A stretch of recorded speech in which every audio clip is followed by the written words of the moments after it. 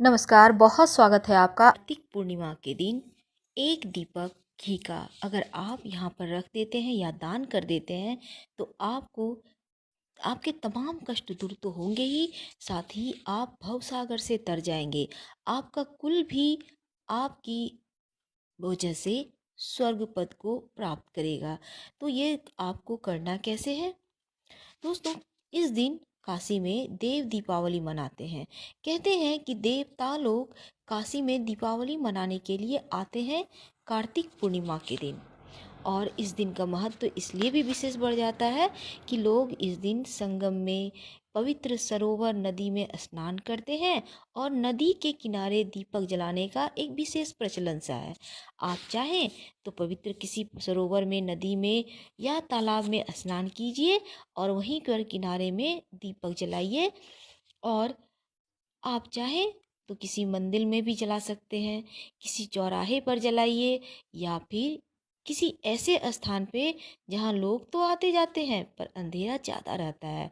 तो इन जगहों पर अगर आप दीप दान करते हैं तो आपके तमाम कष्ट तो दूर होंगे ही, साथ ही साथ आपके जो पूर्वज हैं उनको भी मोक्ष और मुक्ति की प्राप्ति होगी। कहते हैं इस दिन किए गए कोई भी कार्य अधूरे नहीं रहते। दोस्तों, एक और चीज़ है, क्योंकि इस दिन देवताओं की दीपावली है तो इस दिन खीर आप जरूर खाइए। वैसे भी पूर्णिमा तिथि के दिन खीर जरूर खानी चाहिए, या फिर आप जैसे पूर्णिमा को चावल बहुत लोग नहीं खाते तो आप खीर बना के रखें और दूसरे दिन खाइए। लेकिन खीर खाने का विधान पूर्णिमा तिथि को ही है। और विशेष दिनों में खीर खाने से माँ लक्ष्मी बहुत प्रसन्न होती हैं। अगर आपके पास केसर है तो एक चुटकी केसर डाल दें खीर में, तो खीर और भी स्वादिष्ट हो जाएगी और केसर की खुशबू माँ लक्ष्मी को आकर्षित करती है। तो आपने इस दिन दो चार चीज़ें आपको कर लेनी है जिससे कि माँ लक्ष्मी की विशेष कृपा आप पर बनी रहे। इस दिन भगवान विष्णु और माँ लक्ष्मी की विशेष पूजा आराधना करनी चाहिए। कहते हैं कि इस दिन जब भगवान विष्णु 4 महीने के बाद आज एकादशी के दिन जब जगे वो, तो देवता लोग सभी खुशी मनाने लगे और पूर्णिमा के दिन उन्होंने दीपावली मनाई, दिए जलाए खुशियों के। तो इस दिन सत्यनारायण भगवान की कथा भी कराने का विशेष प्रचलन है। आप भी करवाइए या फिर कथा सुन लीजिए। अगर नहीं करवा सकते हैं तो भगवत गीता के 11वें अध्याय का पाठ कीजिए या फिर श्रवण कीजिए।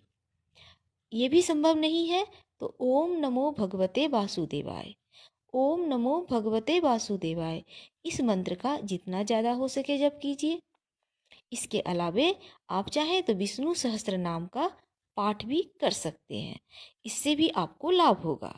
दोस्तों, दीपदान से जुड़ा हुआ बहुत ही महत्वपूर्ण हमको आपको प्रसंग बतला रहे हैं कार्तिक महीने का। ऐसा कहा जाता है कि जो व्यक्ति कार्तिक मास में अखंड दीपक दान करता है, मतलब आप विष्णु भगवान के मंदिर है वहाँ पे जाइए और एक बड़ा सा दिया लेकर घी जला डाल के जला दीजिए अखंड दीपक। आप चाहें तो वो 24 घंटा जलने वाला भी दीपक दान कर सकते हैं। इससे आप दिव्य कांति से युक्त हो जाते हैं, यानी कि आपके चेहरे पर एक तेज आ जाता है, लोग बरबस ही आपकी ओर आकृष्ट हो जाएंगे। दूसरा प्रसंग आता है कि जो लोग कार्तिक के मास में श्री हरि विष्णु के मंदिर में दूसरों के रखे दीपों को भी प्रज्वलित करते हैं, उन्हें नरक नहीं भोगना पड़ता है। यानी आप दूसरों के लिए भी दीपक जला दीजिए। ऐसा कहा जाता है कि अगर आप कार्तिक महीने में एकादशी में के दिन या दूसरे किसी दिन, आप कार्तिक के पूरे महीने में भी अगर आपने दीप दान कर लिया तो आप दोबारा मनुष्य जन्म नहीं लेंगे, आप भव सागर से पार हो जाएंगे, आपको मोक्ष मिल जाएगा। दोस्तों, कहते हैं भगवान विष्णु के मंदिर के ऊपर शिखर दीप दान करने से 16वें अंश के एक अंश के बराबर भी जो नहीं है शिखर, या फिर हरि मंदिर में दीप दान करने से सतकुल का उद्धार होता है। जो व्यक्ति भक्ति सहित कार्तिक मास में केवल मात्र ज्योति दीप्ति विष्णु मंदिर के दर्शन करते हैं, उनके कुल में कोई नारकी नहीं होता। देवगण भी विष्णु के गृह में दीपदान करने वाले मनुष्य के संग की कामना करते हैं। कार्तिक मास में खेल खेल में ही सही विष्णु के मंदिर को दीपों से आलोकित करने पर उसे धन यश कीर्ति की लाभ की प्राप्ति होती है। और दोस्तों कहते हैं आपका 7 कुल पवित्र हो जाता है। तो मिट्टी के दीपक में आप घी डालिए या चाहें तो तिल के तेल भी डाल सकते हैं। अगर तिल के तेल घी नहीं है तो सरसों के तेल डालें, उसमें 1 चुटकी आपको तिल डालना है, काला तिल। और कार्तिक पूर्णिमा के दिन आप दीप प्रज्वलित कीजिए, पास के मंदिर में कराइए, अपने घर के तुलसी के वृक्ष के नीचे कीजिए। दोस्तों कार्तिक मास में दीप दान करने से आप चाहें तो किसी नदी किनारे, जैसा हमने कहा, पीपल के पास भी कर सकते हैं, किसी चौराहे पर कर दीजिए। ऐसा स्थान जहाँ कोई अंधेरा ज़्यादा रहता है, ऐसे स्थान पे भी जलाने का महत्व कुछ अलग है। अगर आप अंधेरा कुछ समय के लिए ही मिटाते हैं तो आप देवलोक को प्राप्त करते हैं, आपके सभी कष्ट दूर हो जाएंगे। कार्तिक पूर्णिमा है और इस दिन देव दीपावली के रूप में भी हम मनाते हैं। तो इस दिन क्यों ना हम कुछ ऐसे उपाय करें कि जीवन में धन की कमी कभी नहीं हो। वैसे हम आपको बता दें कि देव दीपावली के दिन कम से कम 5 दिया अपने घर में जरूर जलाइएगा।